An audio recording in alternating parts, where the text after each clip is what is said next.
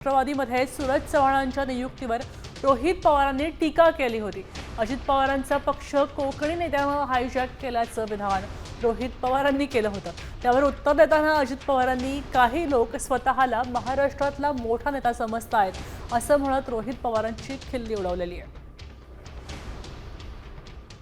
आम्हाला बाहेरून वाटतं की दादा हे प्रमुख आहेत त्या पक्षांचे, पण असं दिसतंय की त्या पक्षामध्ये काही एका कोकणातल्या नेत्याने त्या पक्षाला हायजॅक केलेलं आहे। ते अजितदादांचाच पक्ष आणि त्यातले काही आमदार घेऊन हे लोक सर्व बीजेपीमध्ये जातील। म्हणूनच काल तुम्ही जर बघितलं असेल की सूरज चव्हाणची नियुक्ती करत असताना दादा तिथं नाहीत, कारण दादांनी त्या गोष्टीचा विरोध केला होता। आम्ही आमच्या पक्षात काय करावं हे बाकीच्यांनी फुकटचा सल्ला द्यायची गरज नाही, त्यांनी त्यांच्या पक्षाचं बघावं। काही कारण काय झालंय, काहींना असं वाटायला लागलं की आपण फारच मोठे नेते झालो आणि सगळा मक्ता त्यांनाच दिलाय महाराष्ट्राचा, असं वागायला लागलेत काही जण। ठीक आहे, जसा त्याचा तो अधिकार आहे, परंतु त्याने आपला पक्ष सांभाळावा, इतर पक्षांच्यामध्ये नाखोपसायचं कारण नाही। आता isakal.com आहे देशातील नंबर 1 ची मराठी न्यूज वेबसाईट।